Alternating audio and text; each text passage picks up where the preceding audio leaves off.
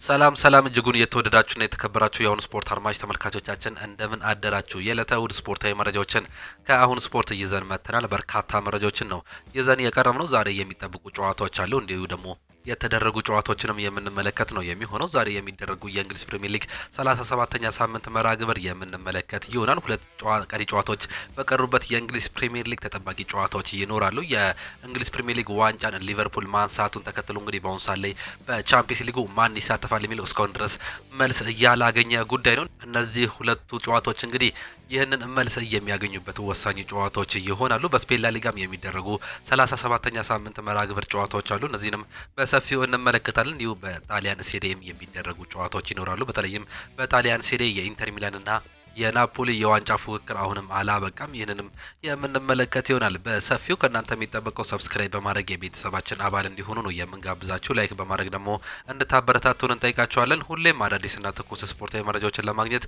አሁን ስፖርት ምርጫችሁ ይሁን ነው የምንለው። እኛ ቀጥታ ወደ ፕሮግራሞቻችን አለፍን። ቅድሚያም እንግዲህ የኢትዮጵያ ፕሪሚየር ሊግ ውጤቶችን በማስቀደም እንጀምር።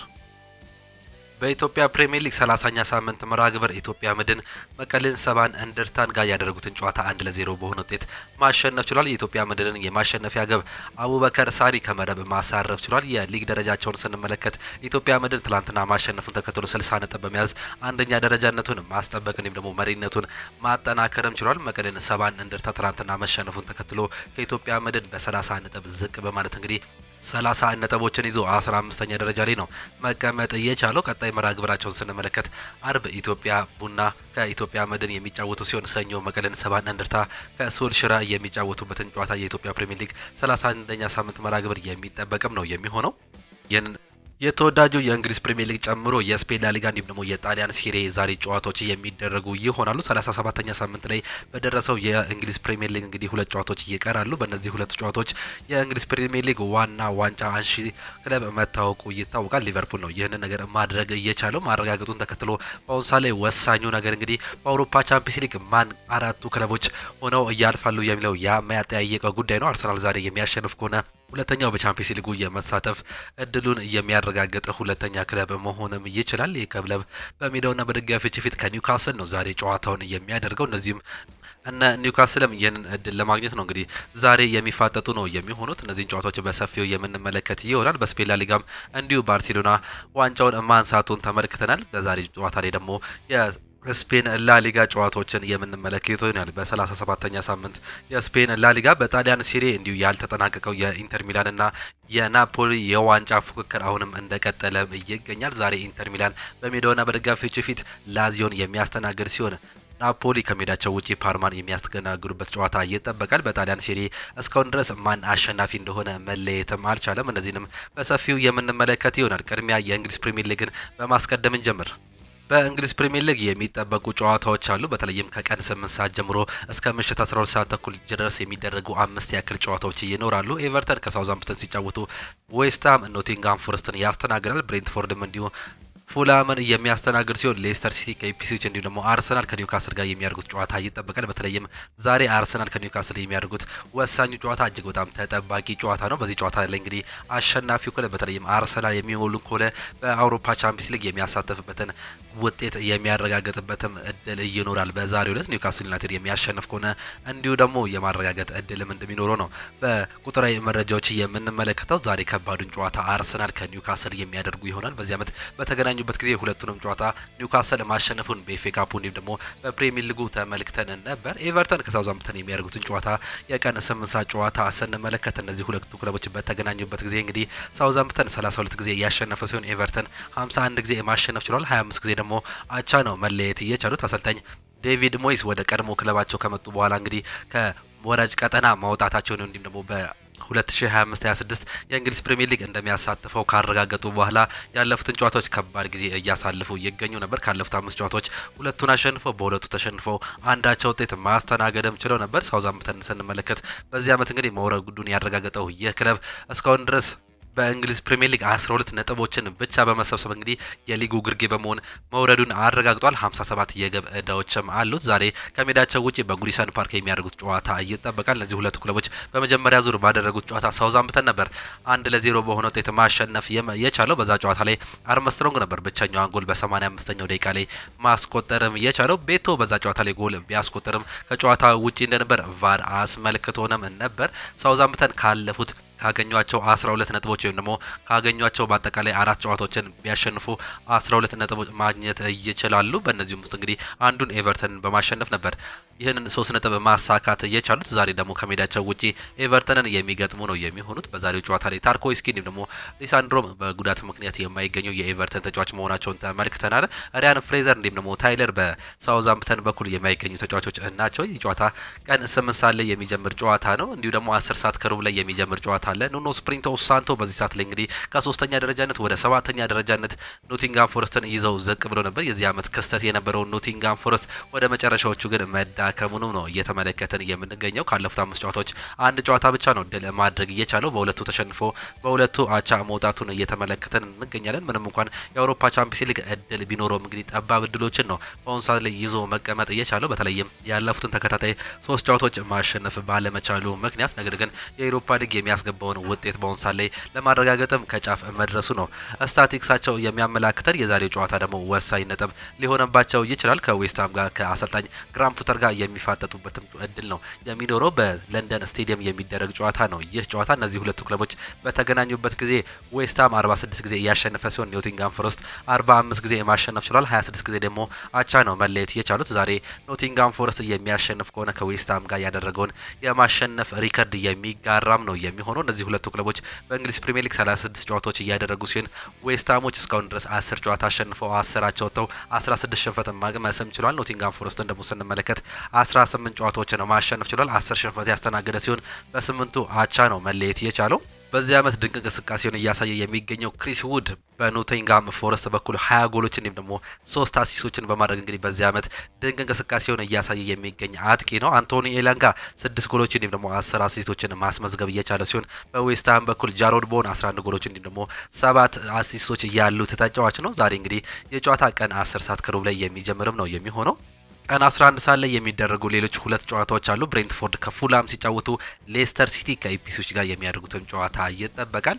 12 ሰዓት ተኩል ላይ አመሻሽ ላይ የሚደረገው የፍላይ ኤምሬትሱ የአርሰናልና የኒውካስል ጨዋታም ሌላኛው እጅግ በጣም ተጠባቂ ጨዋታ ነው። በተለይም የአውሮፓ ቻምፒየንስ ሊግን ለማረጋገጥ እነዚህ ሁለቱ ክለቦች ዛሬ የሚፋለሙም ነው የሚሆኑት። በዚህ ዓመት እንግዲህ በተገናኙበት ጊዜ ኒውካስል የበላይነቱን መውሰዱን ተመልክተን ነበር። በዚህ ዓመት 3 የተገናኙ ሲሆን 3ቱንም እንግዲህ ኒውካስል ዩናይትድ ማሸነፍ ችሎ ነበር። በመጀመሪያ ዙር ጨዋታ በኒውካስል ወይም ደግሞ በሴንት ጄምስ ፓርክ ስቴዲየም በተደረገ የ10ኛ ሳምንት መርሃ ግብር ኒውካስል በሜዳውና በደጋፊዎች ፊት በ12ኛው ደቂቃ ላይ አንቶኒ ጎርደን እጅግ በጣም በሚገርም ሁኔታ አሲስት ያደረገችውን ኳስ አሌክሳንደር አይዛክ በግንባር አስቆጥሮ 1-0 በሆነ ጠባብ ውጤት ማሸነፉን በርካቶቻችን የምናስታውሰው ጉዳይ ነው። በዛ ጨዋታ ላይ ፍጹም የመከላከል ባህሪ የነበረው ኒውካስል ዩናይትድ በአሌክሳንደር አይዛክ ብቸኛ ጎል ነበር ማሸነፍ የቻለው። ከዛ በኋላ በዚቹ በፍላይ ኤምሬትስ ስቴዲየም ተገናኝተው ነበር። በካራባኦ ካፕ ሴሚ ፋይናል ነበር በዛ ጨዋታ ላይ መገናኘት የቻሉት። በዛን ጨዋታ እንግዲህ በዚቹ በፍላይ ኤምሬትስ ስቴዲየም ኒውካስል ዩናይትድ በአሌክሳንደር አይዛክ እንዲሁም ደግሞ አንቶኒ ጎርደን 2 ጎሎች 2-0 ማሸነፍም ቻለ። እንዲሁ በመልሱ ጨዋታ በሴንት ጄምስ ፓርክ ስቴዲየም የተደረገውን ጨዋታ በተመሳሳይ 2-0 ነበር ማሸነፍ የቻለው። በዛውም ጨዋታ ላይ ጃኮብ መርፊ እንዲሁም ደግሞ አንቶኒ ጎርደን በደርሶ መልስ ጨዋታዎች ላይ እንግዲህ 2 ጎሎች ማስቆጠር የቻሉ ተጫዋቾች ናቸው። አሌክሳንደር አይዛክ ምንም እንኳን በ6ኛው ደቂቃ ላይ የሚገርም ጎል ቢያስቆጠርም ከጨዋታ ውጪ እንደነበር ነው በርካቶቻችን የምናስታውሰው። ዛሬ ለ4ኛ ጊዜ ነው እነዚህ ሁለቱ ክለቦች የሚገናኙት። በዛሬው ዕለት ደግሞ ማን ያሸንፋል የሚጠበቅም ነው የሚሆነው። አሸናፊው ክለብ እንግዲህ ቻምፒየንስ ሊግን ለማረጋገጥ ከጫፍ የሚደርስም ነው የሚሆነው። በ37ኛ ሳምንት የእንግሊዝ ፕሪሚየር ሊግ እነዚህ ሁለቱ ክለቦች በታሪክ በተገናኙበት ጊዜ አርሰናል 84 ጊዜ ያሸነፈ ሲሆን ኒውካስል ዩናይትድ 72 ጊዜ ማሸነፍም ችሏል። 39 ጊዜ ደግሞ አቻ ነው መለየት የቻሉት። ያለፉትን የመጨረሻ 5 ጨዋታዎችን ብንመለከት ደግሞ አንዱን ብቻ ነው አርሰናል ማሸነፍ የቻለው። 4ቱን ኒውካስል ዩናይትድ የበላይነትን መውሰድ ችሏል። አሰልጣኝ ኤዲ ሃው በአሰልጣኝ ሚኬል አርቴታ ላይ የበላይነትን መውሰዱን ነው እየተመለከተን የምንገኘው። በዚህ ዓመት ባደረጉት የእንግሊዝ ፕሪሚየር ሊግ ጨዋታዎች ደግሞ አርሰናል 18 ጨዋታዎችን አሸንፎ 14ቱን አቻ የወጣ ሲሆን 4ቱን ሽንፈት ነው ማስተናገድ የቻለው። በተቃራኒው ደግሞ ኒውካስል ዩናይትድን ስንመለከት ከአርሰናል በበለጠ 20 ጨዋታዎችን ማሸነፍ ችሏል። ነገር ግን 10 ጨዋታዎችን ነው ሽንፈት ማስተናገድ እየቻለው በስድስቱ አቻ መውጣትም ችሏል። በዚህ ዓመት እንግዲህ ጥሩ እንቅስቃሴ ላይ የሚገኘው ይህ ክለብ በዛሬው ዕለት እንደዚህ አይነት ጨዋታም የሚያደርግ ይሆናል። ዲክላን ራይስ፣ ካይ ሃቨርትስ፣ ጋብሪኤል ማጋሬስ፣ ሊያንድሮ ትሮዛርድ፣ ጁሊያን ቲምበር እንዲሁም ደግሞ ጋብሪኤል ጄሰስ፣ ቶሚያሱ እንዲሁም ደግሞ ሚኬል ሜሪኖ በዛሬው ጨዋታ ላይ የማይገኙ ተጫዋቾች ናቸው። ሚኬል ሜሪኖ በቅጣት ምክንያት ነው የዛሬው ጨዋታ የሚያመልጠው። እንዲሁም ደግሞ ጆሊንተን ትሪፒየር እንዲሁም ደግሞ ሉዊስ ሃል ቦትማንና ጆይ ዊሎክ በኒውካስል በኩል የማይገኙ የተረጋገጡ ተጫዋቾች ናቸው። በእንግሊዝ ፕሪሚየር ሊግ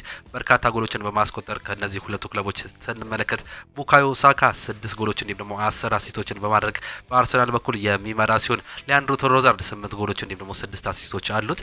በጉዳት ምክንያት እንግዲህ በርካታ ጊዜዎችን ከሜዳ የራቀው ካይ ሃቨርትስ 9 ጎሎችና 3 አሲስቶችን በማስመዝገብ ሶስተኛ ደረጃ ላይ ነው መቀመጥ እየቻለው። በኒውካስል በኩል በዚህ ዓመት በአርሰናል ራዳር ውስጥ የገባው ስዊድናዊ ተጫዋች አሌክሳንደር አይዛክ በ23 ጎል እንግዲህ እየመራም ይገኛል። በእንግሊዝ ፕሪሚየር ሊግ ሁለተኛ ኮከብ ጎል አግቢ መሆኑ ነው እየተመለከተን የምንገኘው። እንዲሁም ደግሞ 6 አሲስቶችን ማስመዝገብም ችሏል። በዚህ ዓመት አርሰናል ምንም እንኳን ይህ የውል ማፍረሻው 150 ሚሊዮን ፓውንድ መባሉ ለአርሰናል ከባድ መሆኑ ይታወቃል። ነገር ግን አሰልጣኝ ሚኬል አርቴታ አሌክሳንደር አይዛክን በዚህ ክረምት ቢያገኙም አይጠሉም። በዚህ ዓመት እንግዲህ በእንግሊዝ ፕሪሚየር ሊግ ብቻ 23 ጎሎች እንዲሁም ደግሞ 6 አሲስቶችን በማስመዝገብ ድንቅ ጊዜን እያሳለፈ የሚገኝ ወሳኝ አጥቂ ነው። ሌላኛው ጃኮብ መርፊ ነው። 8 ጎሎች እንዲሁም ደግሞ 12 አሲስቶችን በማድረግ ሁለተኛ ደረጃ ላይ እየተቀመጠ ሲሆን ሃርቬ ባርንስ 9 ጎሎች እንዲሁም ደግሞ 4 አሲስቶች አሉት። አንቶኒ ጎርደን በዚህ ዓመት 6 ጎሎች እንዲሁም ደግሞ 5 አሲስቶችን በማስመዝገብ በኒውካስል በኩል የሚጠቀሱ ተጫዋቾች ናቸው። ይህ ጨዋታ ምሽት 12 ሰዓት ተኩል ላይ የሚጀምር ጨዋታ ነው በአርሰናል እንዲሁም ደግሞ በኒውካስል በኩል። እናንተም እንግዲህ ግምታችሁን ልታስቀምጡልን ትችላላችሁ። በዚህ ዓመት ሶስቱንም ጨዋታዎች ተገናኝተው እንግዲህ በኤፍኤ ካፑ በካራቦ ካፑ እንዲሁም ደግሞ በእንግሊዝ ፕሪሚየር ሊግ ተገናኝተው ሶስቱንም ጨዋታዎች ኒውካስል ማሸነፉን ተመልክተናል። ዛሬ ግን ማን ያሸንፋል? ወሳኟን ነጥብስ ማን ያሳካል? ግምታችሁን ኮመንት ቦክስ ላይ ልታጋሩንም ትችላላችሁ። በስፔን ላሊጋም የሚደረጉ ጨዋታዎች አሉ። በርካታ ጨዋታዎች ናቸው ዛሬ የሚደረጉት። ከነዚህ መካከል አትሌቲኮ ዲ ማድሪድ ሪያል ቤቲስን የሚያስተናግድበት ጨዋታ ይጠበቃል። አትሌቲኮ ዲ ማድሪድ ያለፈውን ጨዋታ ሽንፈት ማስተናገዱንም ተመልክተን ነበር። ከሜዳቸው ውጪ ያደረጉትን ጨዋታ በአሁኑ ሰዓት ላይ ሶስተኛ ደረጃ ላይ የተቀመጡት በአውሮፓ ቻምፒየንስ ሊግ የሚያሳትፋቸውን ቦታ ማግኘትም ችሏል። ሪያል ቤቲስ ደግሞ ይህንን ቦታ እንግዲህ ለማግኘት ነው እየተሯሯጠ የሚገኘው በአውሮፓ ዩሮፓ ሊግ ላይ ለመሳተፍ። በኮንፈረንስ ሊጉ እንግዲህ ከቼልሲ ጋር የሚፋጠጥ እንደሆነ ተመልክተናል። በኮንፈረንስ ሊግ ፍጻሜ በዚህ ሰዓት ደግሞ ከአትሌቲኮ ዲ ማድሪድ ጋር ዛሬ የሚያደርጉት ጨዋታ ይጠበቃል። ምሽት 2 ሰዓት ላይ በሚደረገው ጨዋታ ባርሴሎና እንዲሁም በተመሳሳይ ቪያሪያልን የሚያስተናግድበት ጨዋታ ይጠበቃል። ባርሴሎና ያለፈውን ጨዋታ እንግዲህ ማሸነፉን ተከትሎ የዚህ ዓመት ስፔን ላሊጋ ዋንጫ አሸናፊ መሆኑን ማረጋገጡን ተመልክተናል። ዛሬ ከቪያሪያል ጋር ነው የሚፋጠጥም የሚሆነው። ሌላኛው ሴልታ ቪጎ ከሪያል ቫይካኖ የሚጫወቱ ይሆናል። ቫሌንሲያ ከአትሌቲኮ ቢልባኦ ሲጫወቱ፣ ማዮርካ ከሄታፌ፣ ሪያል ሶሴዳድ ከጄኖዋ እንዲሁም ደግሞ ሲቪያ ከሪያል ማድሪድ ጋር የሚያደርጉትም ጨዋታ ይጠበቃል። ሪያል ማድሪድ በዚህ ዓመት እንግዲህ ያለምንም ዋንጫ ለማጠናቀቅ ከጫፍ ነው የደረሰው። የዓለም ክለቦች ዋንጫ ብቻ ነው በአሁኑ ሰዓት ላይ እድል የሚያገኘው። ከባርሴሎና ጋር እንግዲህ በዚህ ዓመት መፎካከርም አልቻለም። በአሰልጣኝ ካርሎ አንቾሎቲ እየተመራ የመጨረሻ ዓመቱን እያገባደደ የሚገኘው ሪያል ማድሪድ ያለምንም ዋንጫ ያጠናቀቀ ወይስ የዓለም ክለቦች ዋንጫን ያነሳ ይሆን የሚለውን የምንመለከት ይሆናል። የዓለም ክለቦች ዋንጫ ላይ ደግሞ አዲሱ አሰልጣኝ ዣቪ አሎንሶ ክለቡን የሚረከብም ነው የሚሆነው። ሪያል ቫላዶሊድ ከዲፖርቲቮ አላቬዝ ጋር የሚያደርጉትም ጨዋታ ይጠበቃል። ላስ ፓልማስ ከሌጋኔ ሲጫወቱ፣ ኦሳሶና ከኢስፓኞል ጋር የሚያደርጉትም የስፔን ላሊጋ 37ኛ ሳምንት መርሃ ግብር ተጠባቂ ነው። በጣሊያን ሴሪም 37ኛ ሳምንት መርሃ ግብር የሚደረጉ ይሆናል። ካግራሊ ቬንዚያ ሲጫወቱ፣ ፊዮረንቲና ከቦሎኛ ጋር የሚያደርጉት ጨዋታ ይጠበቃል። ቦሎኛ እንግዲህ ዋንጫ ማንሳቱን ተመልክተናል። ከኤሲ ሚላን ጋር ባደረገው የፍጻሜ ጨዋታ ዛሬ ከሜዳቸው ውጪ ከፊዮረንቲና ጋር ነው የሚፋጠጡት ወይም ደግሞ የሚገናኙት። ሄላስ ቬሮና ከኮሞ ሲጫወቱ፣ ኢንተር ሚላን ከላዚዮ ጋር የሚያደርጉት ወሳኝ ጨዋታ ይጠበቃል። በዚህ ዓመት እንግዲህ ኢንተር ሚላንና ናፖሊ በጣሊያን ሴሪ የዋንጫ ፉክክራቸው በጣም ጫፍ ላይ መድረሱን ነው እየተመለከት ነው። ናፖሊ በ78 ነጥብ አንደኛ ደረጃ ላይ የተቀመጠ ሲሆን ኢንተር ሚላን በ77 ነጥብ በ1 ነጥብ ዝቅ ብሎ ሁለተኛ ደረጃ ላይ ነው መቀመጥ እየቻለው። አታላንታ በ6 ነጥብ ዝቅ ብሎ 71 ነጥብ በመያዝ ሶስተኛ ደረጃ ላይ መቀመጡን ተመልክተናል። ላዚዮ በ64 ነጥብ አምስተኛ ደረጃ ላይ መቀመጥ ችሏል። ከጁቬንቱስ ጋር በተመሳሳይ 64 ነጥብ በመያዝ በጎል ተበላልጠው ላዚዮ ይህን ጨዋታ የሚያሸንፍ ከሆነ እንዲሁም ደግሞ ጁቬንቱስ የመሸነፍ እድል የሚኖረው ከሆነ ወደ አውሮፓ ቻምፒየንስ ሊግ ለመግባት ለማንሳት የሚያደርገው ሌላኛው ከፍተኛው እድል ሊሆንም ይችላል። ናፖሊ ይህንን ሊግ እየመራ ነው የሚገኘው። ኢንተር ሚላን ደግሞ ይህንን ዋንጫ ለማንሳት በአሰልጣኝ ሲሞኔ ኢንዛጊ እየተመራ እንግዲህ ዋንጫውን ለማንሳት ከጫፍ ለመድረስ 2 ጨዋታዎች ብቻ ነው የሚቀራቸው። የዛሬው ደግሞ ቀጣዩ ጨዋታ ማለት ነው። ዛሬም በሜዳቸውና በደጋፊዎች ፊት የሚያደርጉት ጨዋታ ይጠበቃል። በሳንሲሮ ጂሶፔ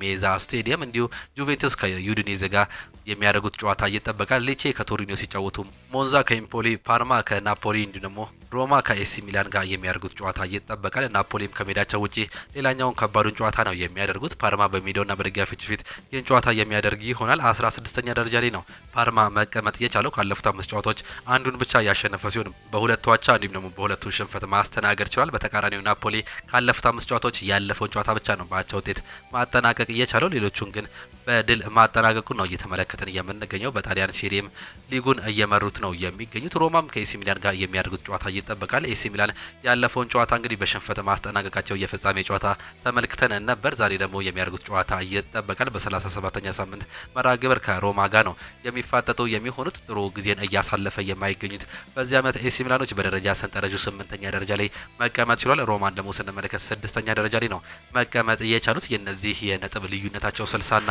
63 ብቻ ነው። የ3 ነጥብ ልዩነት ብቻ ነው በእነዚህ ሁለቱ ክለቦች መካከል የሚገኘው።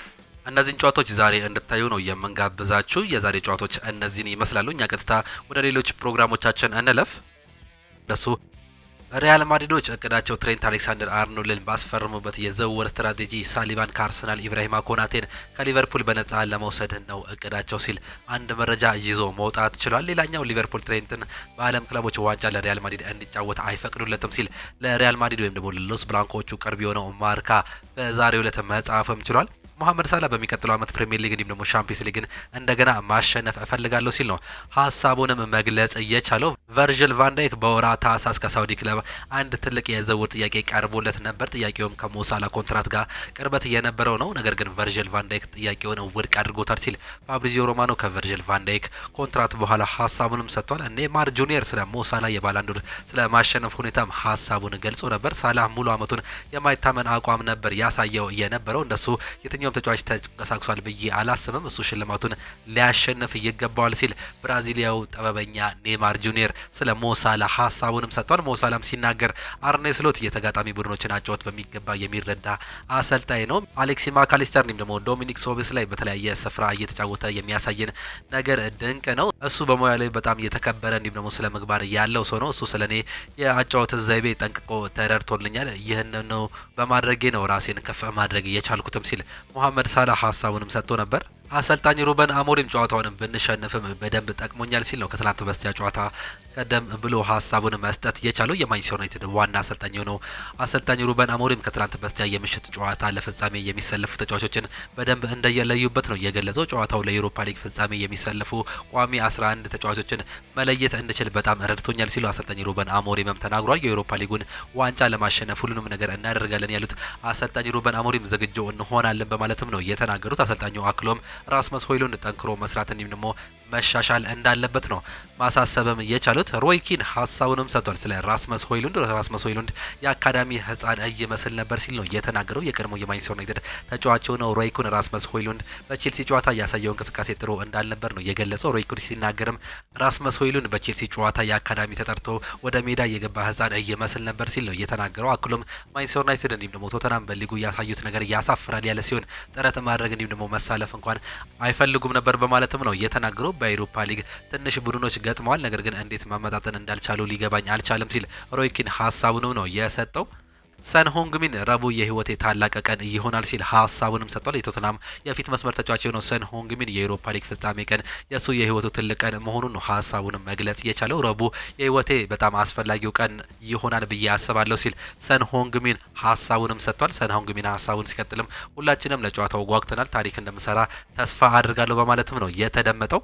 ጨዋታው በጥሩ ሁኔታ ጀምረን ነበር ብዬ አስባለሁ። ሆኖም በጨዋታው የሜዳ ክፍል ላይ አቅመ ቢስ ነበርን። ጨዋታውን በትክክለኛ እንዲሁም ደግሞ በምንፈልገው መንገድ አካሂደናል። ሆኖም ትላንትና መጥፎ እድል ነበረን የሚል እምነት አለኝ ሲል አሰልጣኝ ሩበን አሞሪም ከቼልሲ ጨዋታ በኋላ ሀሳባቸውንም ሰጥተው ነበር። በጨዋታው ወቅት በደንብ ፕሬስ ለማድረግ እንዲሁም ደግሞ ግብ ለማስቆጠር እንሞክራለን፣ ሆኖም ትኩረት እየጎለን ነበር ሲሉም ነው የተናገሩት።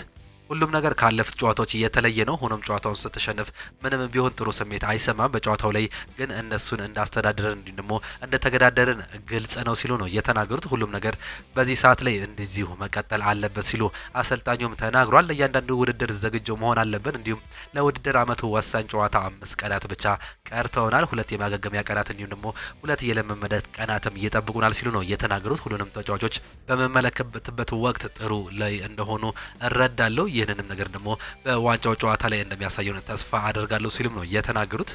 ራስመስ ሆይሉንድ ለእያንዳንዱ ኳስ ይፋለማል። ሆኖም ብዙ የመሬት ኳስ ግንኙነቶችን ይሸነፋል። እናም ከተጫዋቹ ጋር ያለውን ግንኙነት ሊያሻሽል ይገባል። በደንብ እየተሻሻለ እንደሆነ ግን እየሰማኛል። በሱ ደስተኛ ነኝ። እነሱን እያደረገ የሚገኘው ጥረት በጣም ያስደስታል። ነገር ግን አንዳንድ ነገሮችን በጣም ራሱን ማሻሻል አለበት ሲል የማንቸስተር ዩናይትድ ዋና አሰልጣኝ ሩበን አሞሪም ተናግሯል።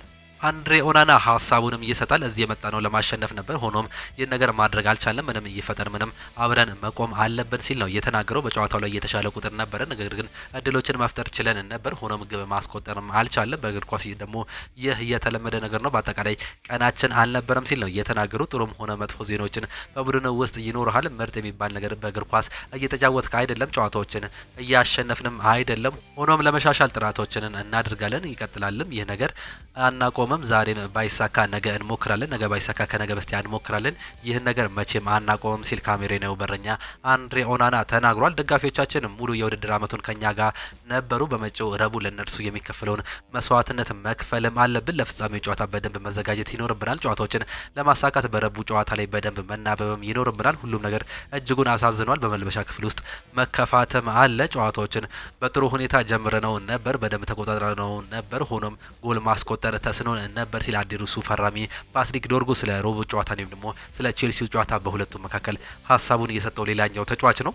ከትላንት በስቲያ ምሽት ያስመዘገቡት መጥፎ ሪከርዶችን ስንመለከት በአስገራሚ ሁኔታ ማንቸስተር ዩናይትድ በዚህ ሲዝን በሊጉ አንድም ጊዜ ተከታታይ የሊግ ጨዋታዎችን አሸንፎም አያውቅም። ፕሪሚየር ሊጉ እንደ አዲስ ስያሜውን ካገኘ ወዲህ ማንቸስተር ዩናይትድ በሊጉ ተከታታይ 2 የሊግ ጨዋታዎችን አንዴ እንኳን ማሸነፍ ሳይችል ሲቀር ለመጀመሪያም ጊዜ ነው። ማንቸስተር ዩናይትድ በፕሪሚየር ሊግ ታሪክ ረጅሙን ጨዋታ ያለመሸነፍ ጉዞ በመጓዝ ላይ ይገኛል። ባለፉት 8 ተከታታይ ጨዋታዎች ላይ ማንቸስተር ዩናይትድ ምንም ጨዋታ ማሸነፍም አልቻለም። በፕሪሚየር ሊጉ ማንቸስተር ዩናይትድ እግር ኳስ ክለብ የ102 ዓመት የሊግ ጨዋታዎችን ውስጥ ማንቸስተር ዩናይትድ በሊጉ 2 ተከታታይ የሊግ ጨዋታዎችን ሳያሸንፍ ያቀሩበት የውድድር ዓመት ሆኖ ሊመዘገብ ለመጀመሪያ ጊዜ መሆኑንም ነው ስታቲክሳቸው እየተመለከተን የምንገኘው።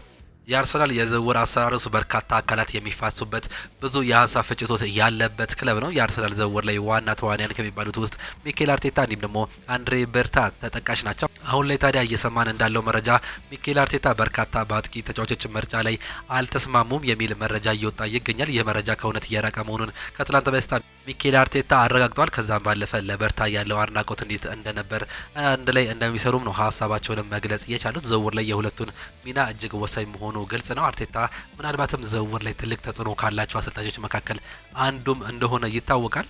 የሚፈልጋቸውን ተጫዋቾች ፕሮፋይል ብቻ ሳይሆን ራሱን ተጫዋቾች አድርጎ አግባብቶ እንዲጫወት የሚያደርግ አሰልጣኝ ነው። ዙቤሜንዲ፣ ሚኬል ሜሪኖ፣ ካይ ሃቨርትዝ፣ ራይስ፣ ሪካርዶ ካላፊዮሪ ደግሞ ሌሎችን በርካታ ተጫዋቾች ዝውውር ላይ የአርቴታ ቀጥተኛ ተሳትፎ እንዳለበት ይታወቃል። በሌሎች በርካታ ክለቦች አሰልጣኞች የሚፈልጉ ተጫዋቾች ፕሮፋይል ማለትም ጉልበት ያለው ድሪብለር፣ ፈጣን ሌሎች ፕሮፋይሎችን ጠቅሰው ለስፖርቲንግ ዳይሬክተሩ ይሰጣሉ። ስፖርቲንግ ዳይሬክተር ተጫዋቹን በራሱ መርጦ ኢላማ እያደርገዋል። አርሰናል ቤት ግን ይህ አሰራር የሚሰራም አይመስልም። ዝውውር ላይ አርቴታ ፍቃድ የማይሰጠው ተጫዋች አይመጣም። ይህ ማለት ሁሉም ተጫዋቾች የአርቴታ ምርጫ ናቸው ማለት አይደለም። በርታ የራሱ ኢላማዎች እንዲሁም ደግሞ ሲያቀርብ ከአርቴታ ጋር ተወያይቶበት እንዲሁም ደግሞ አሳምኖት አርቴታ ይሁን ይቅረብ ሲል ነው ይህን ነገር ማድረግ የሚችለው። ይህም በፍጭቶች መሀል የሚደረግ ጥልቅ ንግግር መሆኑ ነው እየተገለጸ የሚገኘው። የዝውውር ኢላማዎች ላይ የአንድሪያ በርታ በርካታ የምልመላ ዲፓርትመንቶች ከተስማሙ በኋላ ለአንድሪያ በርታ ማሪነት የዝውውሩ ራዳር ውስጥ የሚደረግ ሲሆን ከዚህ ቀደም በኤዱ ውስጥ እንደምናውቀው አርቴታ ድርድሮች ላይ ንቁ ተሳትፎ ያደርጋል። በተለይም ተጫዋቾችን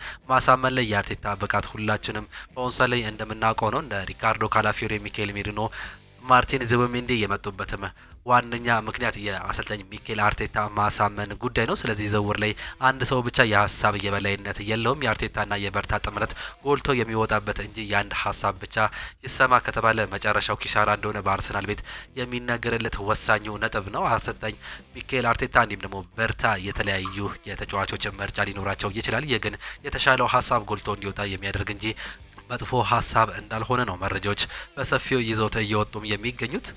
ሪያል ማድሪድ በይፋ ተጫዋች ማስፈረም ችሏል። ሪያል ማድሪድ የበርንማውዙን የተከላካይ ስፍራ ተጫዋች ዲን ሁይሰን ዝውውርን ማጠናቀቁን ነው ይፋ የተደረገው። ስፔናዊ የተከላካይ ስፍራ ተጫዋች ዲን ሁይሰን በሪያል ማድሪድ ቤት እስከ 2030 የሚያቆየውን የ5 ዓመት ኮንትራትም መፈረምም ችሏል። ሎስ ብላንኮቹ ተጫዋቹን 50 ሚሊዮን ፓውንድ የኮንትራት ማፍረሻ ክፍያ መክፈላቸው ነው የተገለጸው። ዲን ሁይሰን በዓለም ክለቦች ዋንጫ ውድድር ላይ ዝግጁ እንደሚሆንም ተዘግቧል። ይህ ተጫዋች እንግዲህ ከአንድ ዓመት በፊት በጁቬንቱስ እድል ያልተሰጠው ተጫዋች ነበር። እንዲሁም ደግሞ ከአካዳሚ ተጫዋቾች ጋር እንዲሰለጥን ግዴታ እየተጣለበት እንዲሁም ህይወቱ ምስቅልቅል ያለ ተጫዋች እንደነበር ነው ስታቲክሱ የሚያሳየው። ነገር ግን ከአንድ ዓመት በኋላ በበርንማውዝ ራሱን አሳይቶ ወደ ሪያል ማድሪድ ታላቁ ሎስ ብላንኮቹ ራሱን ማሳደጉ የህይወት ውጣ ወረድ እንዲህ ናት ሲል ከፊርማው በኋላ ሀሳቡንም ሰጥቷል።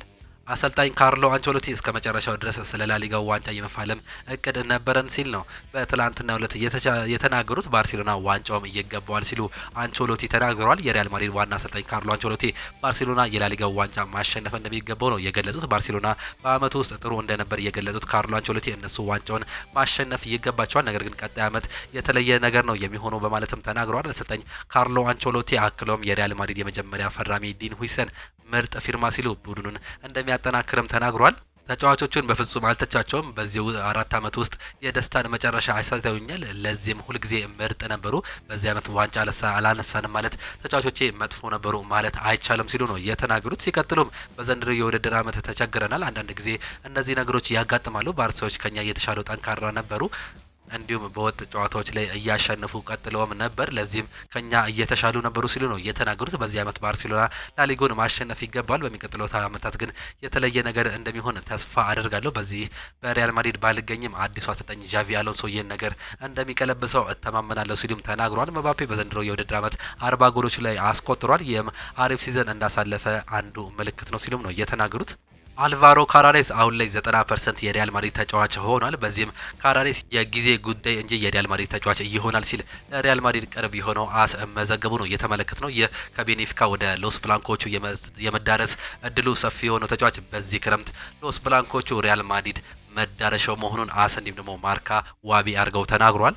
ሪያል ማድሪድ ዊሊያም ሳሊባን ለማስፈረምም አይቸኩሉም። አርሰናሎች ዊሊያም ሳሊባን ማቆየት ይፈልጋሉ። ነገር ግን ለመሸጥ እየተገደዱ እንኳን 100 ሚሊዮን ፓውንድ ሊጠይቁም ይችላሉ። ነገር ግን ሪያል ማድሪዶች ይህን ነገር አይከተሉም። የተጫዋች ኮንትራቱ እስከተጠናቀቀ ድረስ ይህን ነገር በነፃ እንደ ትሬንት አሌክሳንደር አርኖልድ መጠቀም ይፈልጋሉ ሲል ኮኖር ዘግቧል። ሊቨርፑል ለአሌክሲ ማካሊስተር ከ100 ሚሊዮን በታች ከቀረበለት እንዲለቁት አይፈቅዱለትም። ሪያል ማድሪድ በዝውውር ውስጥ ካስገባቸው ተጫዋቾች መካከል አርጀንቲናዊ ተጫዋች ተጠቃሽ ነው። ነገር ግን ሊቨርፑሎች ይህን ተጫዋች ይለቁታል ተብሎ አይጠበቅም። ነገር ግን በአሁኑ ሰዓት ላይ ስሙ እየተያዘ መሆኑን ተከትሎ ምናልባት ለሊቨርፑሎች ማቆየቱ ከባድ ሊሆንባቸው እንደሚችል መረጃዎች እየወጡም ይገኛሉ። የተወደዳችሁና የተከበራችሁ የአሁኑ ስፖርት አድማጭ ተመልካቾቻችን ለዛሬ የነበረን ስፖርታዊ መረጃዎቻችን ይህንን እየመስሉ ነበር። ፕሮግራሞቻችን እንዴታያችኋቸው? ሀሳብ አስተያየታችሁን ኮመንት ቦክስ ላይ ልታጋሩን ትችላላችሁ። ዛሬ በርካታ ጨዋታዎች ይደረጋሉ። የእንግሊዝ ፕሪሚየር ሊግ 37ኛ ሳምንት መርሃ ግብርን ጨምሮ ምሽት 12 ሰዓት ተኩል ላይ አርሰናል ከኒውካስል ዩናይትድ በፍላይ መሬት የሚያደርጉት ጨዋታ ይጠበቃል። የአውሮፓ ቻምፒየንስ ሊግ ማረጋገጫ እድል ይህ ጨዋታ ብቻ ነው። ቀጣይ ጨዋታ አንድ ጨዋታ እንደቀረ ይታወቃል። ነገር ግን ይህን ጨዋታ የሚያሸንፍ ወይም ደግሞ አርሰናል አቻ የሚወጣ ከሆነ የአውሮፓ ቻምፒየንስ ሊግ ቦታውን የሚያረጋግጥበትም እድል ይኖራል። በስፔን ላሊጋም የሚደረጉ ጨዋታዎች አሉ። አትሌቲኮ ቢልባኦ፣ ሪያል ማድሪድ፣ አትሌቲኮ ማድሪድ እንዲሁም ደግሞ ባርሴሎና ጨዋታቸውን እያደርጋሉ። በጣሊያን ሴሪ ያለየው የኢንተር ሚላንና የናፖሊ የዋንጫ ፉክክር አሁንም ያልተጠናቀቀ ጉዳይ ነው። 37ኛ ሳምንት መርሃ ግብር ጣሊያን ሴሪም ዛሬ የሚደረግ ይሆናል። ኢንተር ሚላን ከላዚዮ በሜዳው ሲጫወት፣ ፓርማ በሜዳውና በደጋፊዎች ፊት ናፖሊን የሚያስተናግድ ይሆናል። የሊጉን መሪ ማለት ነው። እነዚህንም ጨዋታዎች እንድታዩ እንጋብዛቸዋለን።